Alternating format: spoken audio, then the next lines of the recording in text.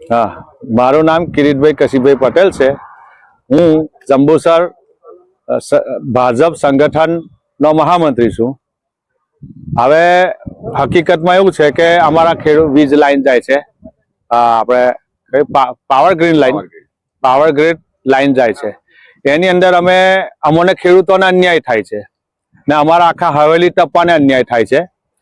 એટલે અમે રજૂઆત કરી સરકારમાં। સરકાર આપણી કોણ? આપણે બનાવેલી સરકાર।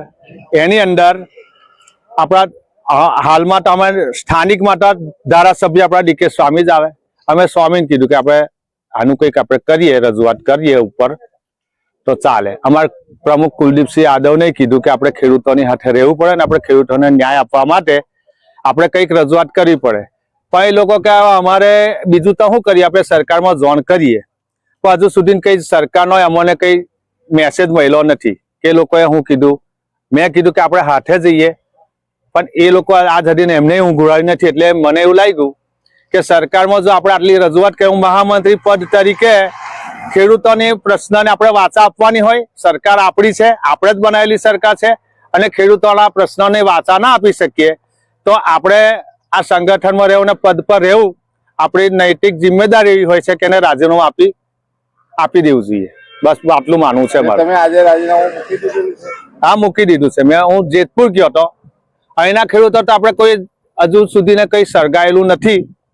માગણી કરે, ઓઠે કરે છે, પણ જાહેરમાં આવીને કોઈ માગણી કરતા નથી। એટલે અમે જેતપુર એનો અભ્યાસ કરવા ગયા કે એ લોકોનું આંદોલન કઈ રીતનું છે।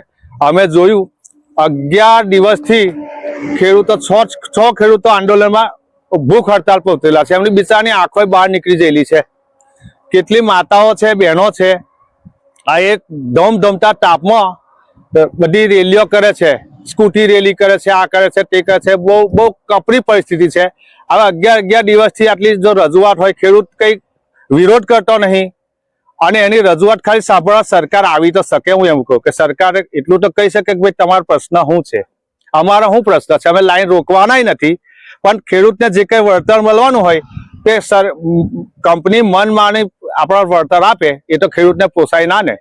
આજની જંત્રી એ 11ની સાલની જંત્રી ગણે તો 11ની સાલમાં બધાના ભાવ શું હતા? પેટ્રોલનો ભાવ શું હતો, ગેસનો ભાવ શું હતો, ખાંડનો ભાવ શું હતો, તેલનો ભાવ શું હતો, અને આજે શું છે? એટલે એ આપે એટલે ખેડૂતને હળ તો અન્યાય કહેવાય।